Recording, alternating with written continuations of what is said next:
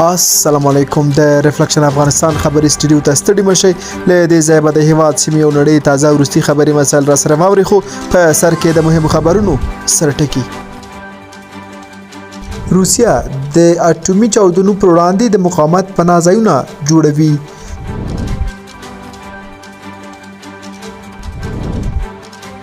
د ماینونو ضد فعالانو اوکرایین ته د ماینونو ورکولو له کبله پر امریکا نیوکې کړي او د خیبر پښتونخوا په کورمه کې د موټرو پر کاروان برید کې 38 تنه وژل شوي دي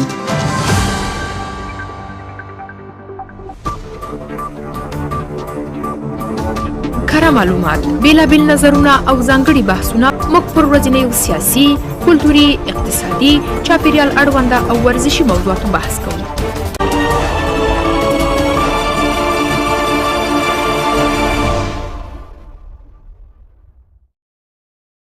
اوس هم پوره خبرونه د خیبر پښتونخوا په کورمه کې د موټرو پر کاروان برید کې 38 تنه وژل شوي د خیبر پښتونخوا کورمه کې د سپرلۍ پر گاډو د وسلوالو برید کې لږ تر لږه 38 تنه وژل شوي دي د خیبر پښتونخوا یو امنیتي چارواکي جاوید الله مسعود په پیښه کې د 38 کسانو د وژل کېدو خبره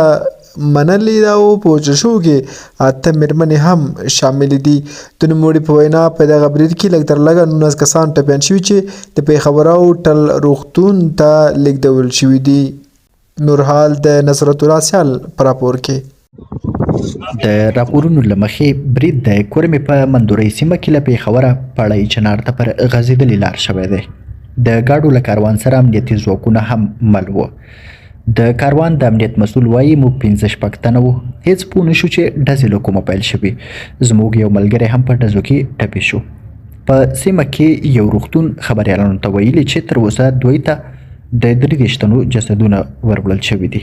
د دې ترڅنګ 15 مړي او 8 ټپیان د علیزي په نامه سیمه ییز روغتون ته لیږدول شوي دي په وروستیو اونیو کې د پړی چنار په ګډون د کورمې خلکو په لاریون کې د امنیتي حالات د ښه والي غوښتنه کوله تر اوسه کومې ډلې یا کس د دغه برید مسؤلیت پر غاړه نه دی اخیستی تر دې وړاندې د اکتوبر پر 12مه د کورمې په علیزي سیمه کې د پولیسو پر کاروان برید کې 15 کسان وژل شوي وو چې له امله یې د پیښور او پړی چنار سړک د هر ډول ترافیکو پر مخ تړل شوی وو د کورمې سیمې ډیری وګړي د شیعه مذهب لارویان دي چې کله ناکله پکې مذهبي نښتې او تاوتریخوالی کیږي د روان کال په اګست میاشت کې په کورمه کې د مذهبي نښتو په ترڅ کې لږ تر لږه 43 کسان وژل شوي او تر 150 زیات ټپیان شوي وو په پاکستان په ځانګړې توګه خیبر پښتونخوا سیمو کې په دې وروستیو کې د ناامنۍ پیښې ډېرې شوي دي چې د پاکستان حکومت یې تر ډیره پړه پر پاکستاني طالبانو او بلوڅو بیلتون پالو ډلو اچوي د ماینونو ضد فعالانو اوکرایین ته د ماینونو ورکولو له کبله پر امریکا نیوکې کړي د بشر حقوقو سازمانونو د متحدو ایالاتونو پر هغې پریکړې نیوکې کړي چې اوکرایین ته یې د ځمکنیو ماینونو ورکولو په هکله کړې ده برهان مومندي په اړه راپور لري د بشري حقونو د څار سازمان مشرې ماریا ورهم له بي بي سي سره یو مرکه کې وویل د امریکا دا پریکړه د هغو لپاره حیرانوونکی او ویجاړوونکی پرمختګ دی چې غواړي پرسونل ضد ځمکني ماینونه په بشپړه توګه له منځه ولاړ شي د واشنګټن د دې پریکړې لامل د روسي ځواکونو د هغه چټک پرمختګ مخه نیولو هڅه بلل کیږي چې په د وروستیو میاشتو کې د اوکرایین په ختیځ کې کړی دی د امریکا دفاع وزیر لوید آسټن وایي هغه څه چې روسیې د جګړې په ډګر کې خپل تکتیک بدل کړی او د میخانیکي ځواکونو له استولو مخکې پلي پوځیان مخکې کوي دوی هم ځکه دا پریکړه کړې خو پر ځمکنیو ماینونو د بندیز نړیوال سازمان یا ICBL مسؤلینو هم د هغه ورهم د دریځ بدرګه کړې او د امریکا پریکړه یې په خورا سختو ټکو غندلې ده د ICBL مشرې تامار کابلینګ له لوري په دې تړاو اعلامیه کې ویل شوي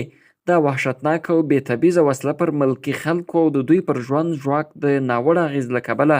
د 1990 کال هوکړې له مخې ممنوع بلل شوې ده دا زیاتوي د دې هوکړې له مخې داسې هیڅ شرایط نشته چې اوکراین د یوه هیواد او یوه لوري په حیث دا ماینونه ترلاسه کړي زیرمه یې کړي او یا یې وکاروي د نړیوال قانون له مخې د ځمکنیو ماینونو کارول غیر قانوني دي خو له 160 ډیرو هیوادونو پر ماینونو د بندیز یوه هوکړه لاسلیک کړې چې د ماینونو پر تولید، کارولو، زیرمه کولو بندیز ته ژمنتیا ښیي. اوکرین له هغو هیوادونو یو دی چې پر دې هوکړه یې لاسلیک کړی. روسیه اوس وایي د یوه داسې هیواد له لوري برید چې اتومي وسله ونه لري خو د اتومي وسلو لرونکي هیواد ملاتړ ورسره وي پر روسیې شریک برید بلل کیږي. او اوس هم په روانه خبري ټولګه کې بعد څو لنډ خبرونه میوندریز در واوروي. کره معلومات، بیلابیل نظرونه او ځانګړي بحثونه موږ پر ورځنیو سیاسي، کلتوري، اقتصادي، چاپیریال اړونده او ورزشي موضوعاتو بحث کوو.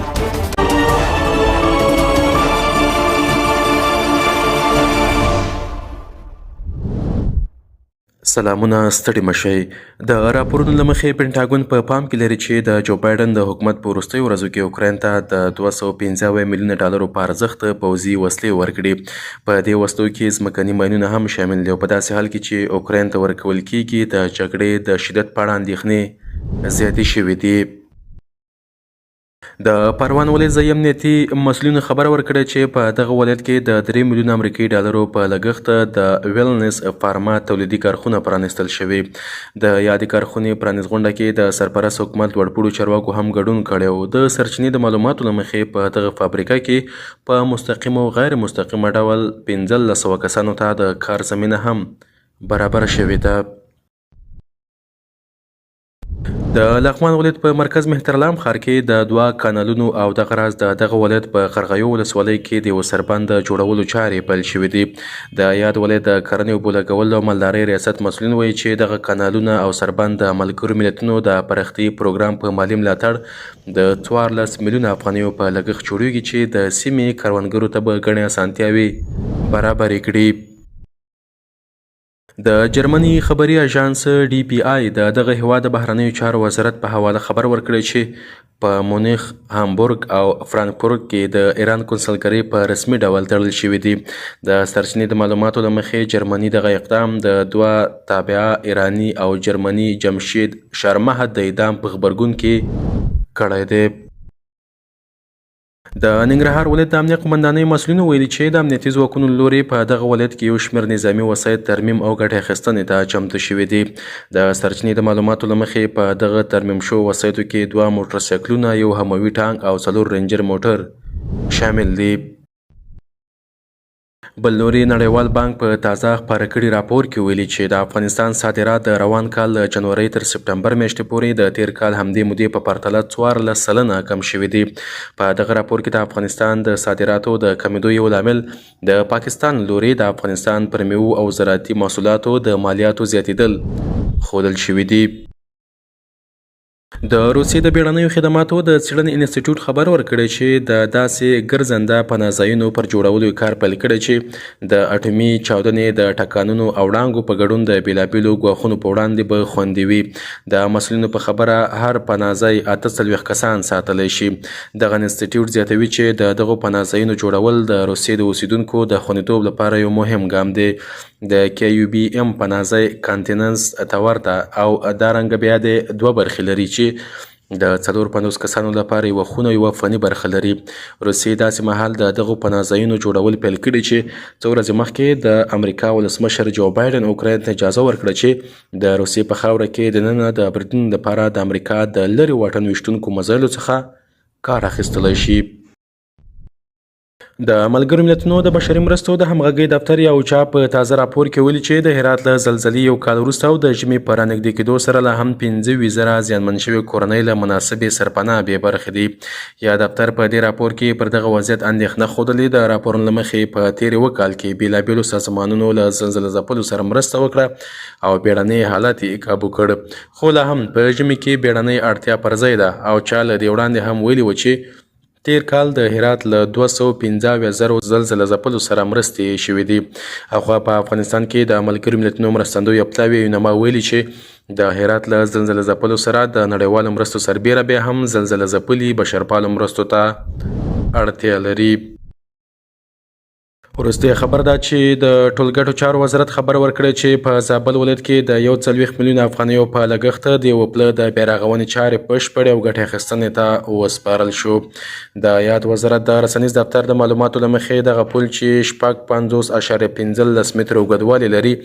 د ترمیم او بیارغونې چارې تیر کال د ټولګټو چارو وزارت او یوه خصوصي شرکت ترمنځ د شاوخوا 140 میلیون افغانیو په ارزښت قرارداد شوی و چې د یو کال په موده کې کار بشپړ او ګټه اخیستنې ته وسپارل شو. دغه پل چې د زابل، شملزو، اټغار او شینکۍ ولسوالۍ له مرکز قلات ښار سره نښلوي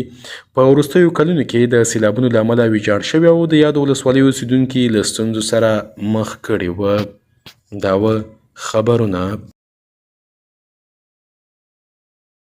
ډیره زیاته مننه قدرمنو لیدونکو او اوریدونکو. تا خبري مسایل له لیدو اوریدو مو ډیره مننه. ښه وخت.